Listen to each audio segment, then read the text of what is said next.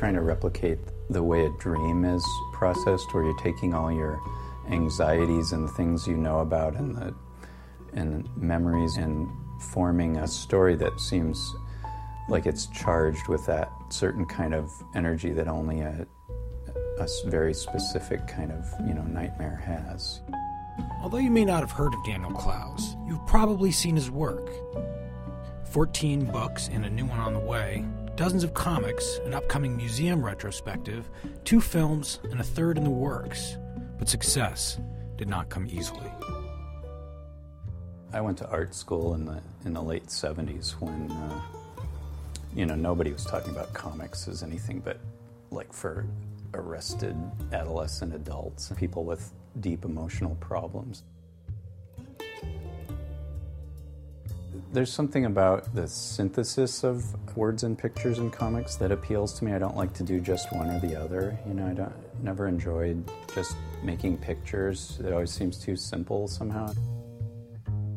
I really think they're 2 very separate neurological processes, writing and drawing, and I think you have to do it from an early age for those synapses in your brain to actually link together so that you can form this thing that is a combination of the 2. I don't know, I'm not a neurologist, but somehow comics feel like they're a substantial record of my thoughts or my inner life. When I'm working on my own stuff, it always seems very kind of distant from my own experience. I always just feel like I'm trying to tell a story and creating characters, and it's not necessarily about anything to do with me. And then when I find myself rereading something 5 or 6 years later, I'm always horrified by how deeply personal it is. And like, why would I unleash that on the world? I always feel sort of ashamed.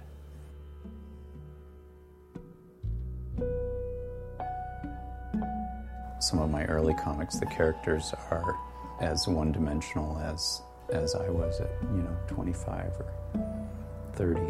And I would hope that now I have kind of a deeper sympathy and just a broader range of references in terms of my characters. It's almost like method acting. You bring to it what you have, your own emotions or your own life experiences.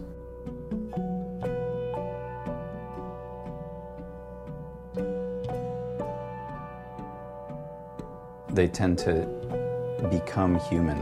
They take on a life of their own. I often go from having sort of a bewildered disdain for a character in the beginning to identifying with them and then kind of loving them by the end. And that's kind of the goal for each book is by the end to find a way to at least accept the humanity of all the characters.